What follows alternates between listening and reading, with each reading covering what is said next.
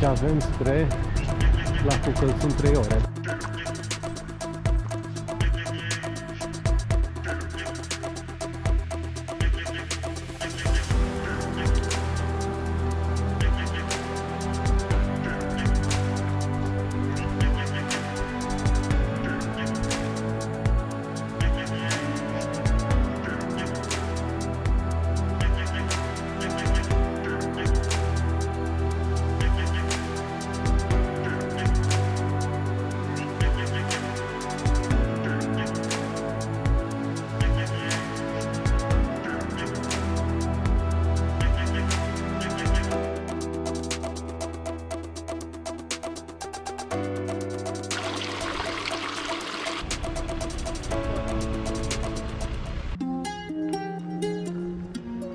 Sâmbătă dimineața ne-am trezit din nou cu dor de munte, așa că am decis să plecăm spre Făgăraș. Nu am fost foarte matinali, dar pentru tura noastră de relaxare cu cortul nu a fost neapărat nevoie. Am ajuns la tunel și avem spre Lacul Călțun 3 ore, da, ferici. E ceva. 3 ore până la Călțun, încă 3 până pe Negoiu. Nu, cred că facem mai puțin de la Călțun până pe Negoiu. Da, o să stăm un pic la Călțun.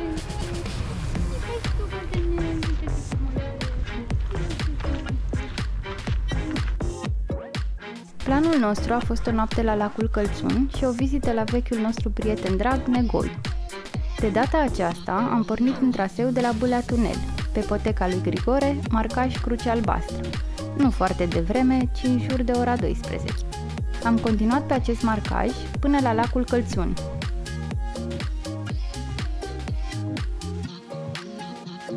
Din această zonă ar mai fi o variantă pe Triunghi Roșu. Apoi se intră pe marcajul principal de creastă, Bandă Roșie. Acest traseu trece și pe la vârful Lăițel și apoi continuă până la refugiul Călțun, aflat lângă lacul cu același nume.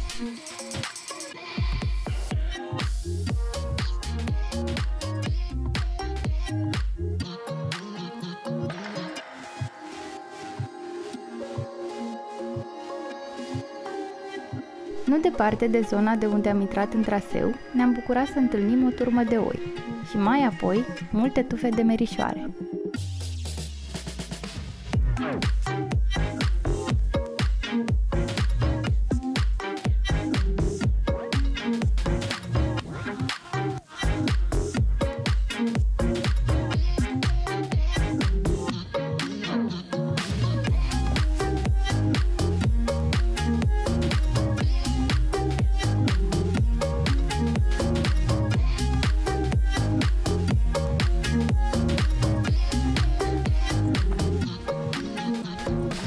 Da, ăla e Transfăgăraș, am jos acolo, nu? Ăla, cred că e la Cota, sau fi ăla Conacur, dar nu, că Conacur să fie undeva băgat pe... Nu e departe. Nu e. Dar nu e Conacursului ăla, că Conacursului este pe o parte așa și pe urmă vine drum drept. Aia, vezi, vine drum drept și pe urmă vine aia într-o curbă cumva. Mai jos ar putea să fie Piscul Negru, unde să văd celelalte acolo mai departe.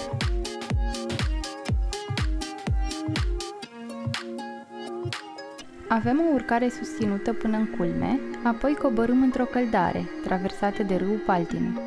Dacă faceți acest traseu în jurul lunii august, veți găsi cu siguranță multe fructe de pădure.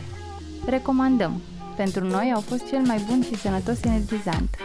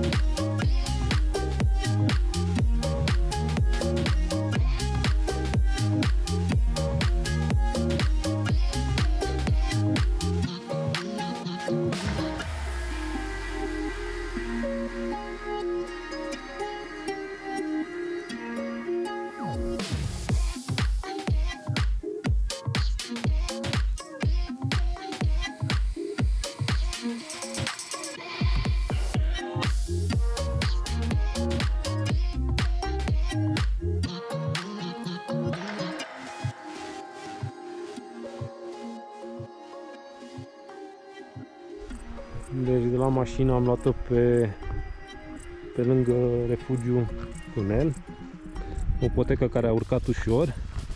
Până aici în spatele meu este o culme, da?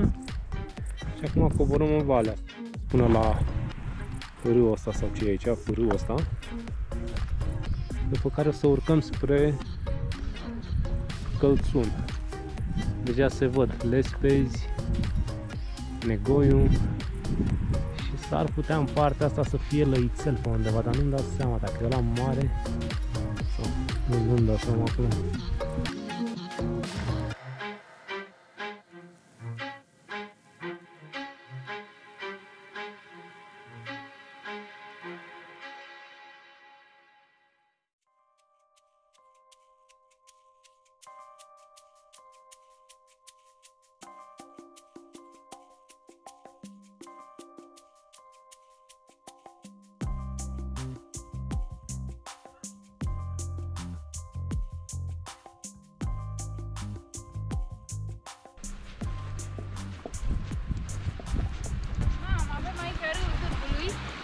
Uite cât de mare! E mare asta, poți să faci o baie în el. Poți faci baie! Mamă, dacă aveam tine, mă băgam cu tine. Scot colacul? Da, uite, facem baie! Scoatem perna gonflabilă. Te frica să te mergi?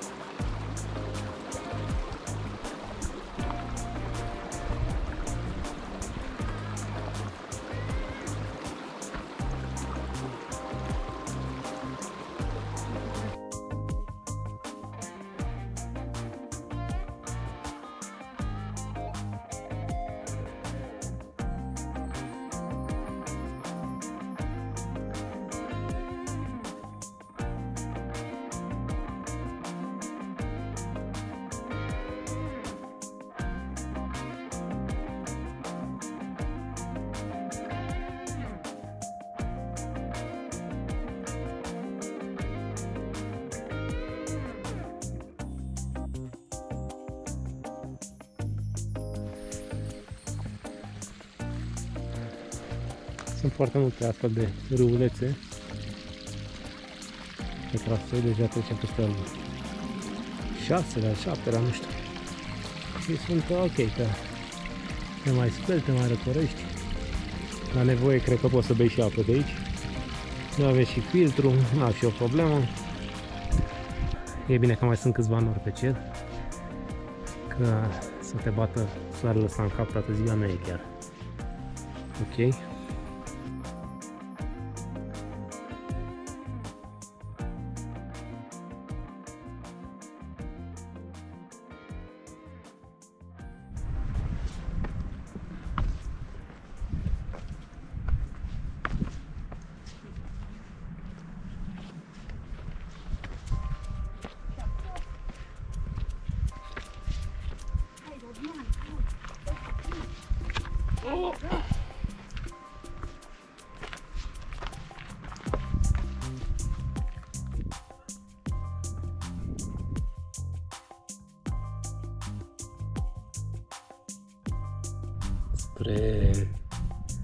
Spre Moldoveanu sau ce-o fi în partea aia, Dara. Direcția oricum, sunt mulți nori sau tunete. Să duc în Piatra Craiului la... Nu știu dacă să duc chiar în Piatra Craiului, dar în Iezer, în partea aia Păpușa, cred că să duc sigur. Am ajuns la Călțun și am găsit un loc de cort perfect. Am mâncat pe marginea lacului și am decis să petrecem restul zilei aici.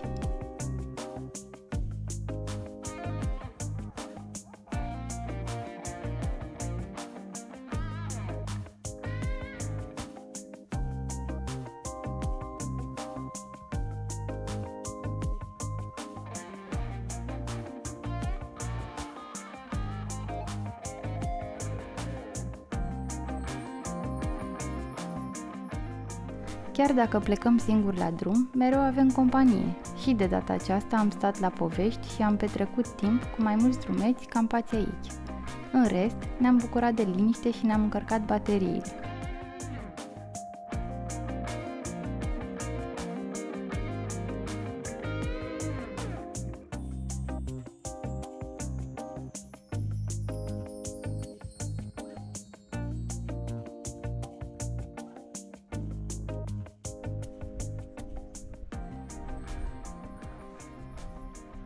Bună dimineața! E ora 7 și ne-am trezit și noi. Avem acolo în vârful Negoi în față. Și avem aici multe corturi. Lacul Călțun.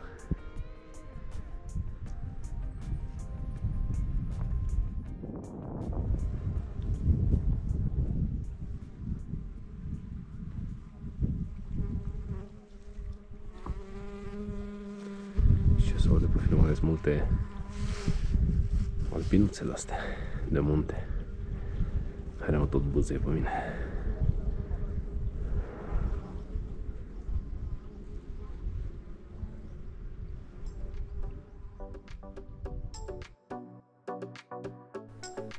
Am dormit foarte bine la Cort. A doua zi ne-am trezit într-un peisaj de vis. Să tot avem dimineți așa. Micul dejun l-am servit mai sus, în drum spre Negoiu, pe un bolovan.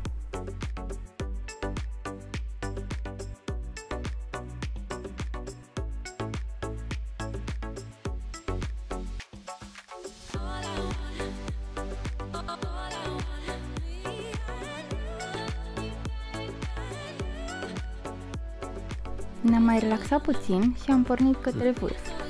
De aici, traseul spre Negoiu este superb. Cel puțin nouă ne-a plăcut foarte mult. Am pornit mai departe pe marcajul de creastă bandă roșie.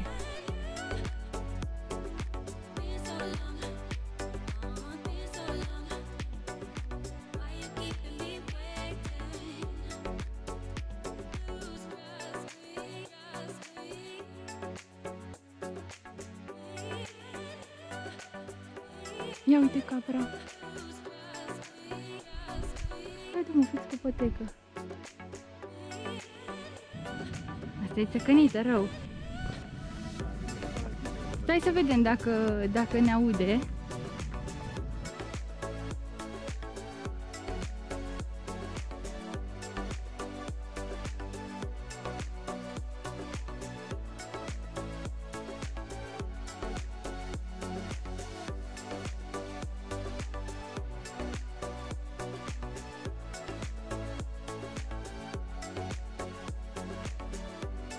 Chiar când am ajuns la portița Călțunului, ne-a ieșit în cale o căpriță neagră.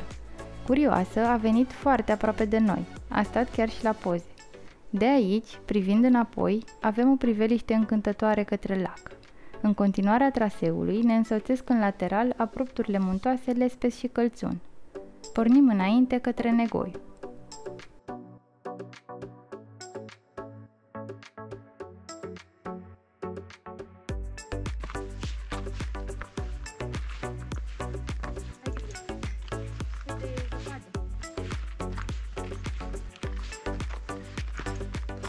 Ia să vedem unde e zăpada.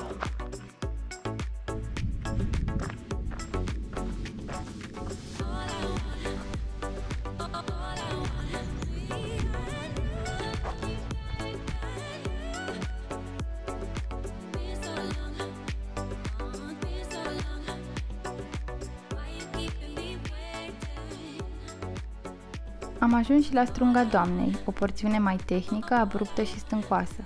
Există și o porțiune cu lanțuri. Unii mai scurtează drumul către vârf prin Strunga Dracului, un traseu nemarcat care urcă vertical până aproape de vârf.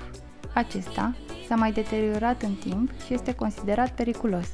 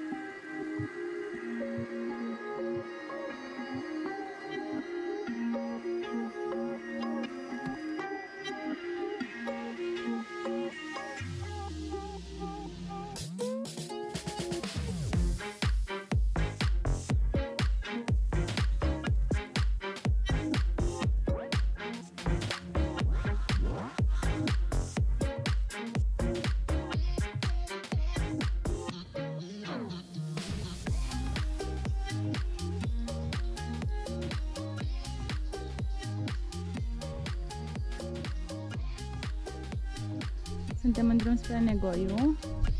Am venit pe cărarea asta frumoasă de aici, tocmai de la lacul ăla de acolo, de la lacul Călțun, cu plecare de la Bâlea Tunel.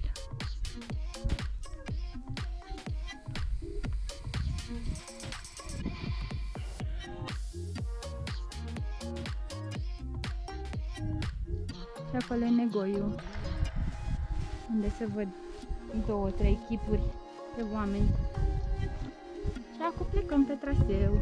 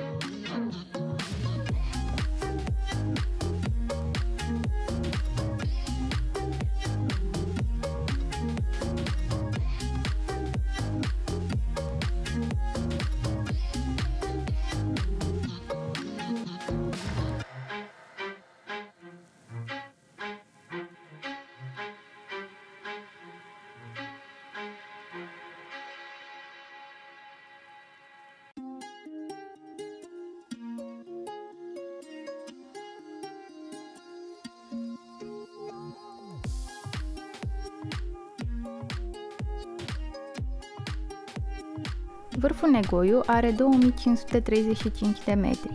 Este al doilea vârf ca altitudine după Moldoveanu, înalt de 2544 de metri.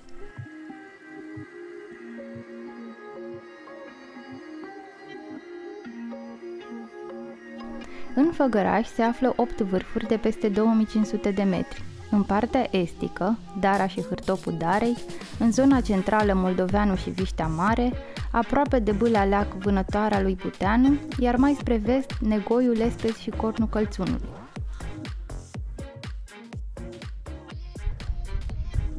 Deci aici de pe Negoiu se vede cumva Moldoveanu și Viștea acum, nu știu dacă se vede pe filmare. Și în partea asta vale. Și Podișul Transilvaniei. Aici e Iulie. Și în partea asta duce cumva traseul prin valea aia. Și încolo vreau noi să mergem. Dar mai era destul de mult. În țara noastră sunt în total 14 vârfuri de peste 2500 de metri. Pe lângă cele 8 din Făgăraș, mai sunt 3 în Bucegi, Omul, Bucura Dumbravă și Capul Morarului, pe care le puteți vedea și în episodul nostru precedent. Mai sunt 2 în Retezat, Păpușa și Peleaga, și vârful Parângu Mare din Munții Parâng.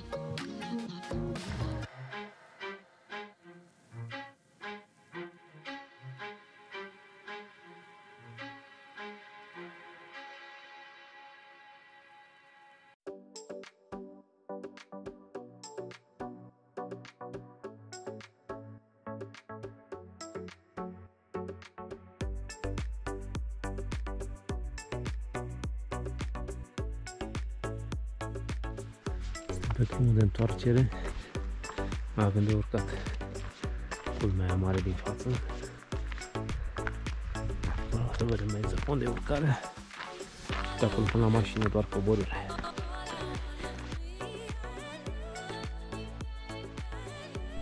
Am mai făcut cu un an în urmă un traseu către Negoiu, care nouă ne-a plăcut foarte mult.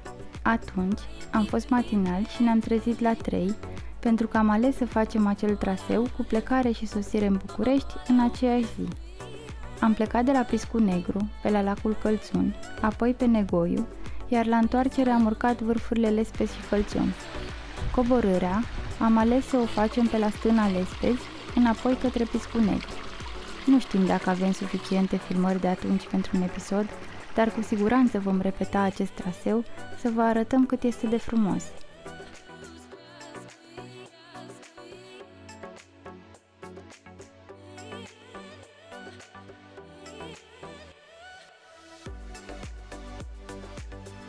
Această călătorie este una mai veche. Pe atunci, nu aveam toate echipamentele pe care le avem astăzi și nici filmările nu erau la calitate foarte bună. Dar, nouă ne-a plăcut foarte mult această experiență și am vrut să o împărțim și cu voi. Va urma în curând un episod cu Făgăraș, din weekendul ce tocmai a trecut, cu filmări din dronă și peisaje spectaculoase. Până atunci, vă mulțumim că ați fost alături de noi și vă dorim o săptămână frumoasă!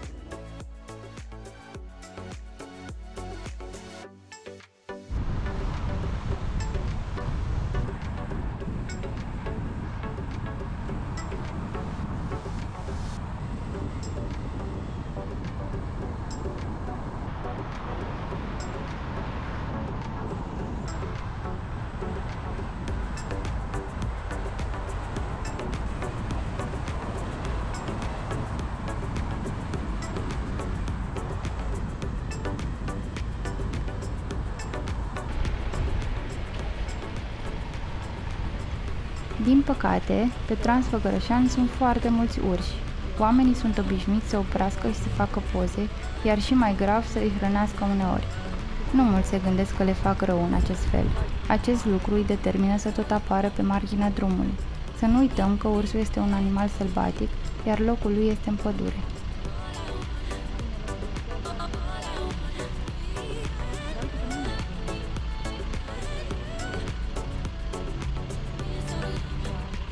Și nu uitați, dacă doriți să susțineți proiectul Just Keep Wondering, like, subscribe, share dacă se poate. Mulțumim!